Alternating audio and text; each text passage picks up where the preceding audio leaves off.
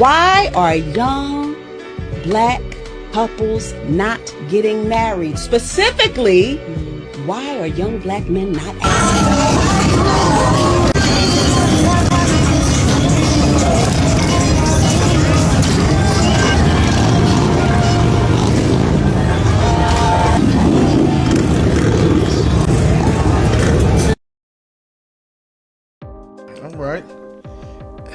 All right. Man, you guys are going wild in the comments.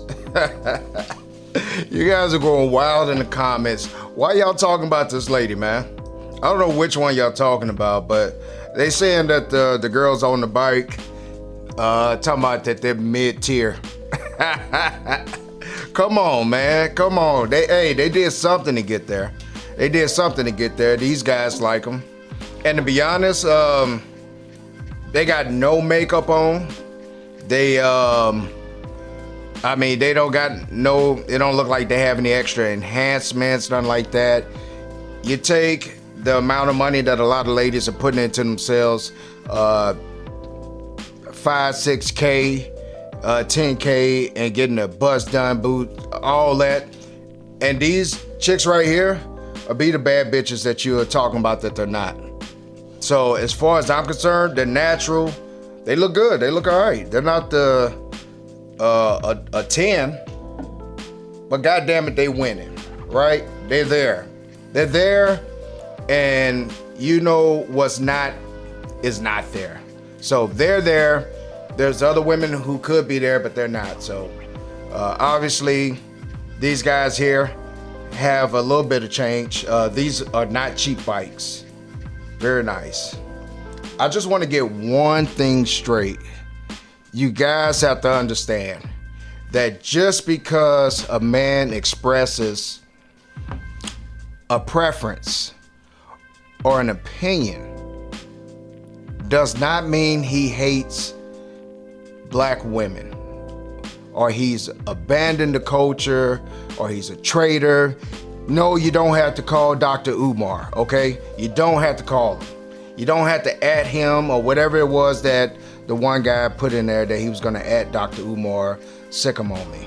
You know, I'm almost certain Dr. Umar got a snow bunny or two. I just don't believe the man. It's too good. It's too good. I don't think that, I don't believe him. I don't believe him. The snow bunnies are too good. They doing a good job. A lot of the guys who are up in arms, I get it. You feel like the sisters are being attacked, and you gotta do your white knight stuff, right? You gotta do your white knight stuff. That's what you do. You gotta get out there. You gotta let people know. You gotta set them straight. You gotta set us straight. You gotta set the brothers straight who have gone astray and who are talking about the sisters. But I got a message for you. I don't know if you got it, but the guys that they're talking about that are not asking them to be married, the ones that they're seeking to ask them to be married, they're not talking about you. They're talking about the guys who out there winning, the guys who out there getting it, the top earners, the most attractive. Go and listen to any of them talk. Just listen to them.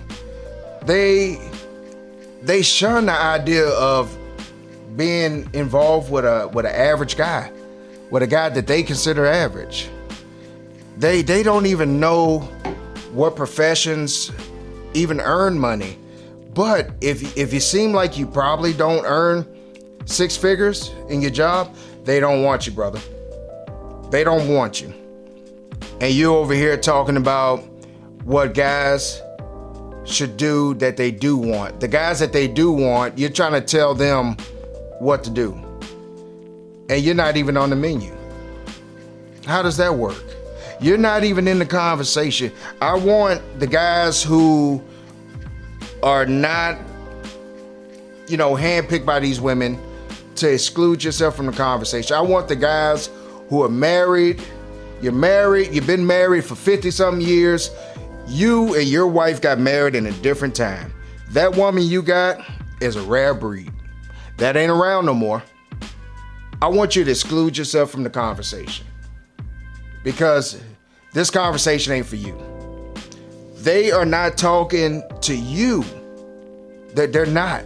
They're just not.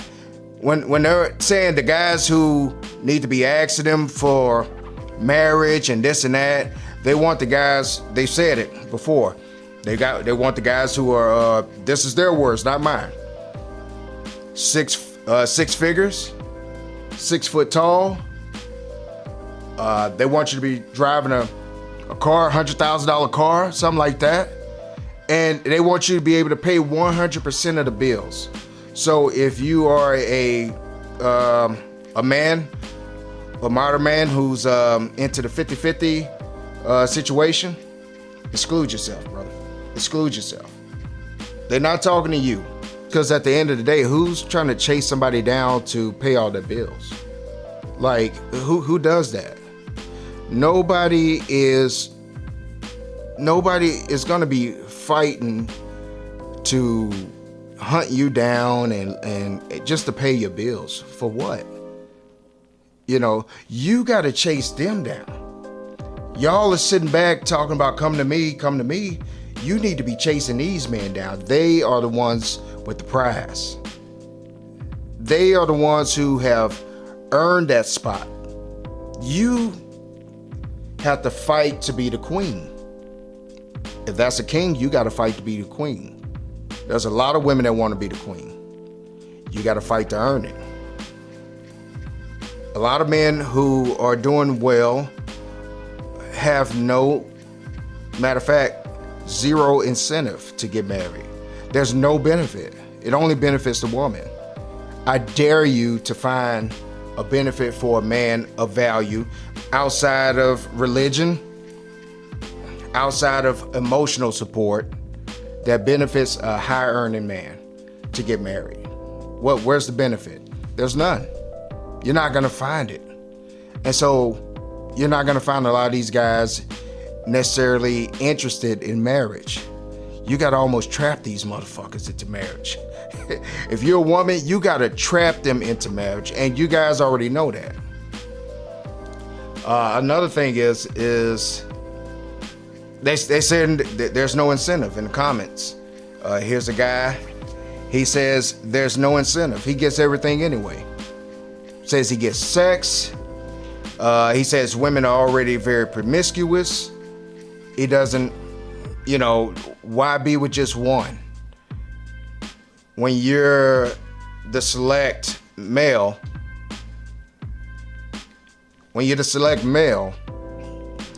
you get all of that. You get all of that. You don't have to marry anyone to get that. You're already getting it, everything that you want. You get to go out on dates, wherever you want to go. You get to have sex with who you want to have sex with. You get the affection. You get all the things that a lot of men who get married get cut off from. So what's the point? And they're saying that also getting married, what can a woman offer their husband? What can they give their husband once they're actually married and that's your one woman and that's it? What can you offer your husband that you haven't given 20 or 30 other guys? What can you give him? What's special after that? It's not sex. Most times it's not kids. You have 2 kids, 3 kids. What can you do for that man that you haven't done for any other man? You got to convince these guys, ladies. You guys are saying that, men, this and that, rah, bad and whatnot. But these guys have points. They have a point. Like, honestly, if you are a man, a high earner, it's not easy. Earning 6 figures plus is not easy. Being in shape, as you said, 6-pack and all that, damn sure not easy. Most men are not either of those. And then you want something like 6 foot too. You know, that's not, yeah. And you guys know this. So these are the guys that you're asking for, though. So you're not going to get them. So it's like you should know based off the numbers, it's not really logical that this would be something that's available to you. They're saying the black woman, the modern black woman, is not raised to be a wife. Wives are raised, not born. Just because you're a woman, you're born a woman, does not mean you are a wife. You have to be raised into it. Your mother, she didn't turn out to be a wife. How can she raise her daughter to be one? It's like a cycle. The mother wasn't a wife. The daughter won't be a wife because her mother couldn't raise her to be a proper wife, and so on and so on. Culture has shifted to women being very independent. Go out, get you a job, get you a career because you can't depend on a man. That's what's grilled into these women's head. You can't depend on a man. The idea of having a man to depend on that's reliable, get it out your mind. Only depend on you and yourself. That's it. An independent mindset. Is that something that's conducive of a person to build a team with? Someone going in with the mindset of just me and I, and that's it. And maybe I can depend on this person, but I'm going to have a backup plan and just in case things don't go right. That don't work. Truth of it is, it will. There are men who will accept that, but the top performing men and the men who can do better will not. They will not. They just won't. Black women are not willing to compete. You're not willing to compete.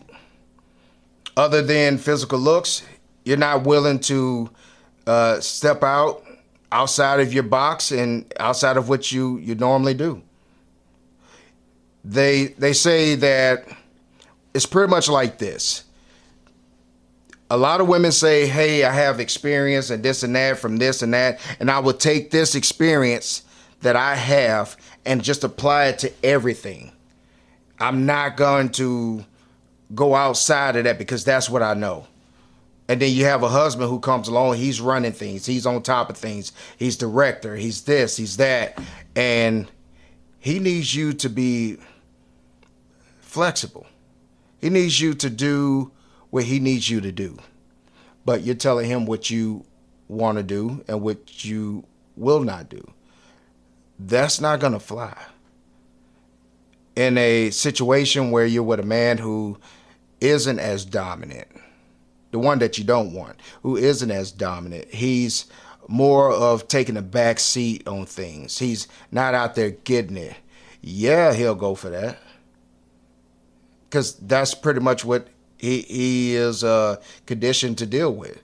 But a man who is on it and very productive, he is not going to accept that. He's not going to allow that. He's going to go where he's appreciated, where he's desired, where his leadership is desired.